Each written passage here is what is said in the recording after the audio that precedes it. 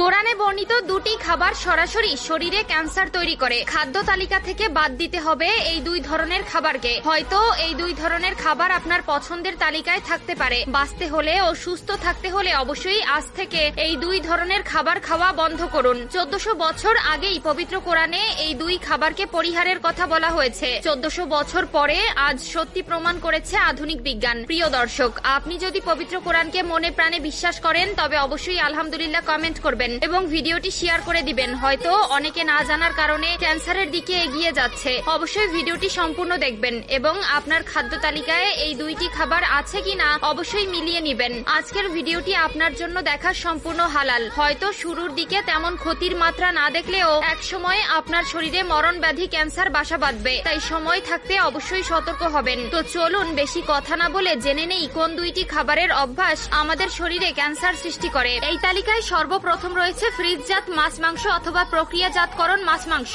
প্রিয় দর্শক, রান্না করে বেশি দিন ফ্রিজে তরকারি রেখে সেই তরকারি গরম করে কখনো খাবেন না। হয়তো শুরুতে তেমন কোনো প্রভাব না পড়লেও এই অভ্যাস একসময় আপনার শরীরে ক্যান্সার সৃষ্টি করবে। শুধু তাই নয়, প্রক্রিয়াজাতকরণ মাংস থেকেও ক্যান্সারের সম্ভাবনা রয়েছে।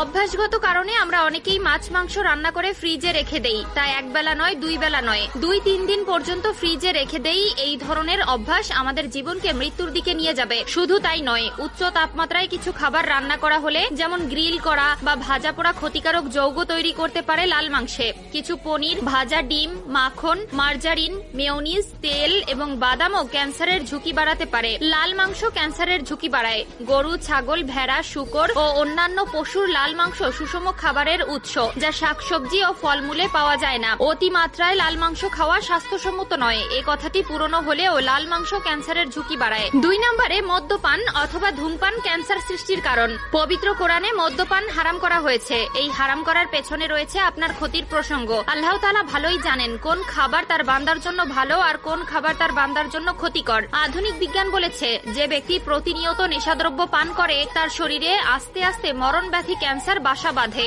অবশ্যই এই খারাপ অভ্যাস কারো মধ্যে থাকলে আজই পরিহার করুন। শুধু আপনি নন, আপনার জন্য আপনার পরিবারও অস্বস্তিতে ভুগবে।